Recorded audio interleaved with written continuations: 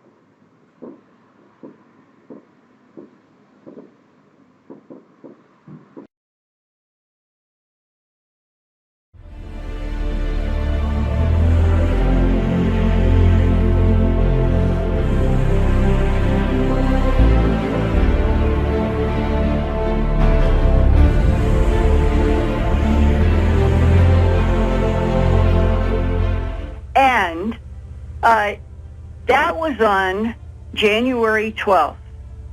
Then, on that same day, but we didn't hear about it until 3 days later on January 15th, when there was a science news headline on Fox News and some of the Connecticut TV stations that in 1 week, Connecticut has had 12 earthquakes.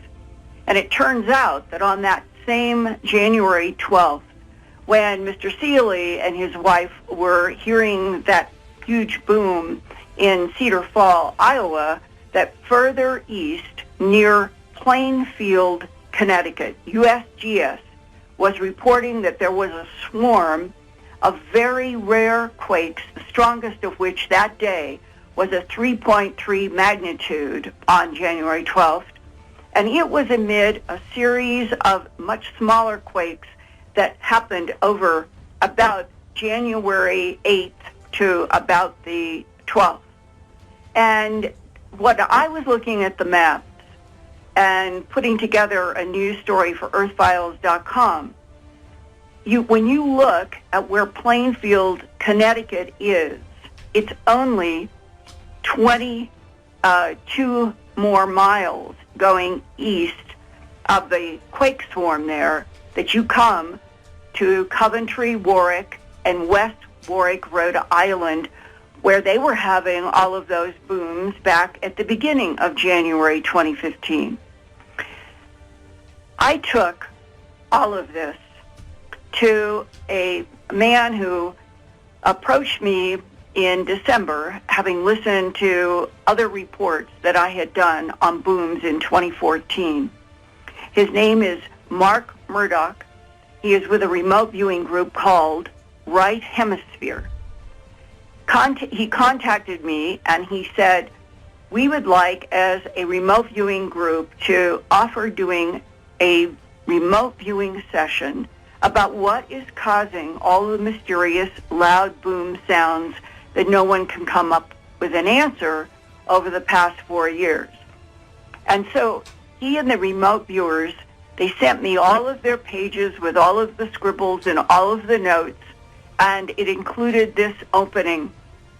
We have tasked our team on the source of the explosion sounds as detailed in your earthfiles.com story of Saturday, November 29th, 2014, in England and the U.S. simultaneously. This was one of the most amazing events of the last 4 years, because simultaneously at 4:45 p.m. Eastern Standard Time in Buffalo, New York, and 10 p.m.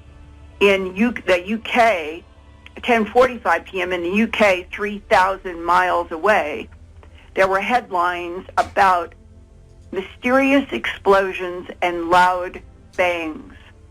And all the people in England and in Buffalo, New York, and the surrounding region were all saying the same thing, that it sounded like an explosion, dogs were going crazy, houses were being shaken, but no authority in Buffalo, New York, or in England, and it was ranging, this is the biggest in Europe that I've ever heard, the people were reporting these boom sounds that were shaking their houses from southern England to Scotland. So now, bringing that into focus, that we've been talking about the first 12 days of January 2015 in 12 states booms, the remote viewers are going back a couple of months to that November 29th, because it was so extraordinary that it was simultaneous across the Atlantic Ocean at the same time.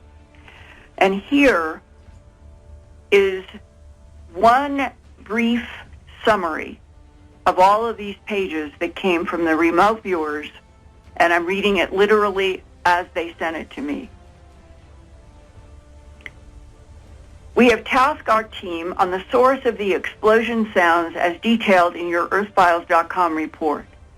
It bears repeating that our viewers are constantly working objectives of all manner, mundane stuff, fun stuff, mysteries. All viewers in this exercise were 100% blind to this objective on the sounds. Quote, the explosions, and now it's a summary of what the remote viewers got. The explosions and loud bangs are coming from a weapon system being catapulted or fired from a ground base near water or an underwater base. The weapon is targeting craft in the sky. The weapon creates a vortex of energy into which the craft are being sucked into.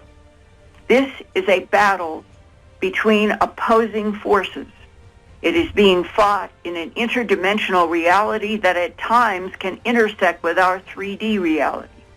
That is the only way that we can explain hearing the sounds and feeling a shock wave, but really never seeing anything. We are also sure it is in another dimension because both sides of this battle have paraphysical qualities.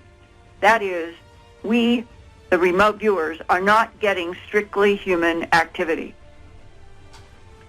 Advanced technology craft are being piloted by beings that have an ET and creature quality.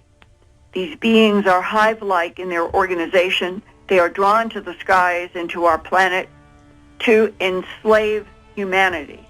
One of our viewers was very clear about the concept of slavery.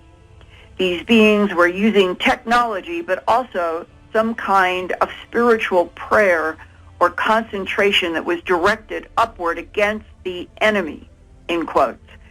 These beings felt completely different from the beings piloting the craft. They, on the ground meditating, were filled with a power from within. They wielded an unstoppable power. As cliche as this might sound, this is a battle between two alien races. One is attempting to feed on an evil that is growing on Earth and attempting to enslave mankind. The other is a defender of humanity that is fighting back with an overwhelming force. Again, why are we not seeing this battle? But we are hearing it. We are not entirely sure of this, but it appears that some portion of this battle is bleeding through into our reality, specifically the high energy. Similar accounts have been told of our own high energy atomic bombs affecting other realities and dimensions. Conclusion. This amazing story of a battle for humanity, as fantastic as it sounds, gives us cause for both worry and hope. Evidently, there are some good guys that are defending against malevolent beings using a weapon of overwhelming power. And after they sent this to me, Mark Murdoch sent another sentence to me in an email saying, "We know that information sounds extraordinary, and to tell you the truth, Linda, it affected all of us. We were not prepared for what we got in remote viewing." And interestingly enough to me, over the last 35 years, in the people in the human abduction syndrome that I have interviewed, many have said that they have either been shown on a holographic screen or they've had a telepathic download with images. As recently as the last 10 years, the insurance detective that I have reported about in Washington, hard-nosed guy who has had interactions with non-human beings, and he too drew illustrations of different craft in some sort of a battle in which there was one side seemed to champion the survival of humans and others that did not. And he had the impression that the battle had something to do with what's allowable to do with life, and that the concept of another dimension or other dimensions are used in this battle. And finally, that not only are other dimensions used, but that the key weapon by one of the sides is the manipulation of time, which opens up an entirely other huge mystery on top of all of the booms, which may or may not have a physical source on this planet in the core, or literally be some other dimensional war going on about what to do with humanity.